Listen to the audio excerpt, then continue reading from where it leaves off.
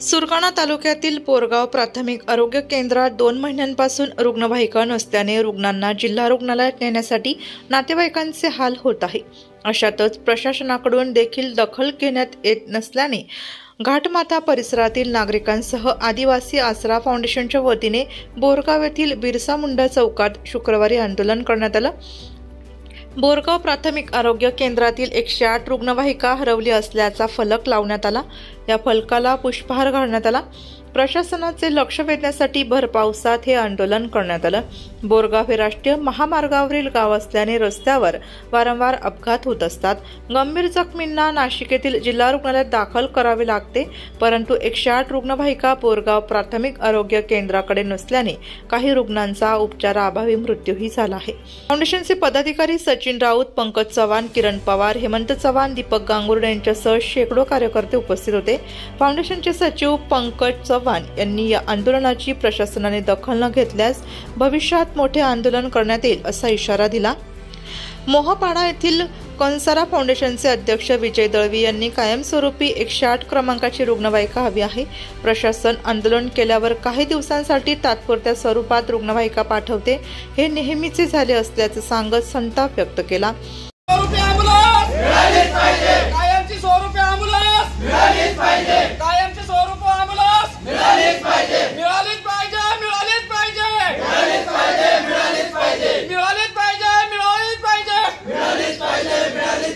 कायमस्वरूपी ॲम्ब्युलन्स कायमस्वरूपी ॲम्ब्युलन्स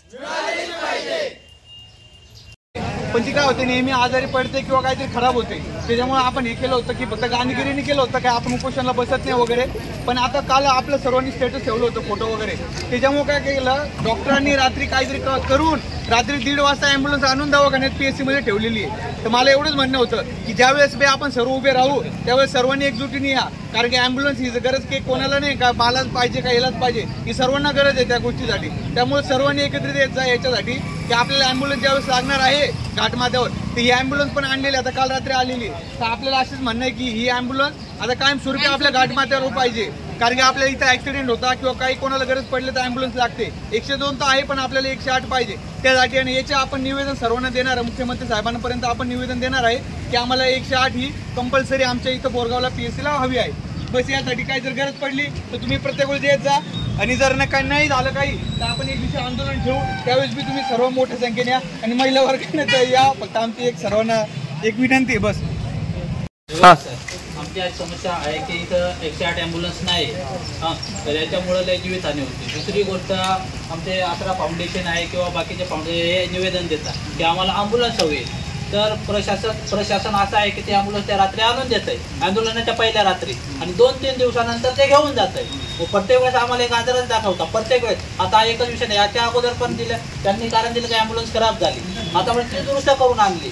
पण आम्ही याच्या पुढे असं म्हणतोय, आज तुम्ही ड्युटीलाच म्हणजे तुम्हाला आम्ही सांगतोय की सर आमची ॲम्ब्युलन्स इथून हलता कामा नाही। आता तुम्ही वरच्या का वरिष्ठांना तुम्ही मेल करा, पत्र करा, किंवा मग तुम्ही तुमच्या प्रमाणे लेखी द्या की आमची हक्काची ॲम्ब्युलन्स आहे, आता याच्या पुढे इथून हलणार नाही। जर ती हल्ल्यास याचे दुष्परिणाम झाल्यास ही जबाबदार कोण राहील याचे पण आम्हाला लेखी द्या। याचे सगळे आज फाउंडेशनचे आहे, तिथं पक्ष म्हणून कोणीच नाही, आणि सर इथं अपघात हा काही समाज म्हणून किंवा आदिवासी म्हणून अपघात होत नाही, हा सर्व समाजाचा विषय आहे इथं, आणि आपुलकीचा विषय आहे। आता परवा 2 दिवसापूर्वीच एक ॲक्सिडेंट झाला, आमचे पंकज नाना आहेत किंवा मग दाऊभाई आहेत, त्यांनी एक पेशंट इथपर्यंत आणला दुसऱ्या गाडीमध्ये, एकाची तिथंच अपघाती मृत्यू झाला, 1 तास मृत्यू तिथे पडलेला होता, तर ते मृतदेह नेण्यासाठी पण गाडी नव्हती। इतकी म्हणजे घाणेरडी परिस्थिती आहे। आम्ही माझे बंधू आहेत, माझी सरपंच, त्यांच्या गाडीमध्ये आमच्या गाडीमध्ये ती डेड बॉडी सुरगाण्याला दिली, म्हणजे इतकी वाईट परिस्थिती आहे। आज आम्हाला तुमच्यावरती राग नाही किंवा पोलीस प्रशासनावरती आम्हाला आंदोलन करून त्यांच्यावरती राग नाही, आम्हाला आमचा एवढीच आमचा हक्क पाहिजे।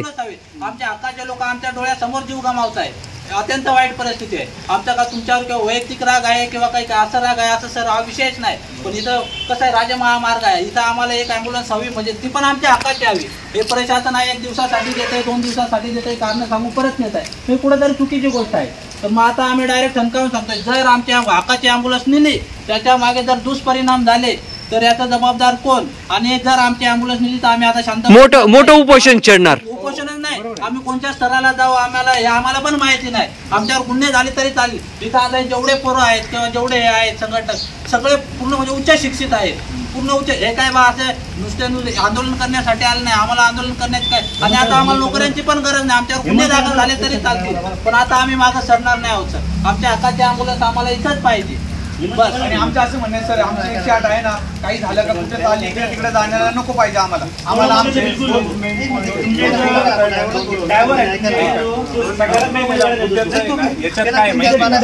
हा बोला बोला बोला बोला बोला. मुद्द्याचं असं आहे का जे ॲम्ब्युलन्स जी आहे ना 108 ती प्राथमिक आरोग्याच्या अंडर नाही आहे, ती RH किंवा सिव्हिल सर्जनच्या अंडर येते.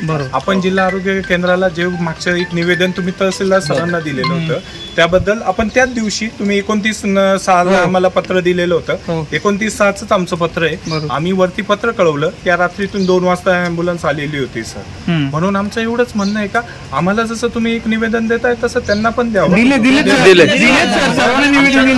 ती ऑथॉरिटी आमच्या हातात येत नाही सर. आमचं असं म्हणणं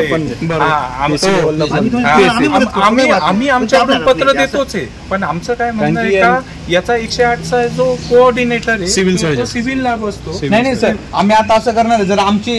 नाशिक लोकशाही न्यूजसाठी सुरगाणा व्यवस्थापक विजय कानडे, नाशिक.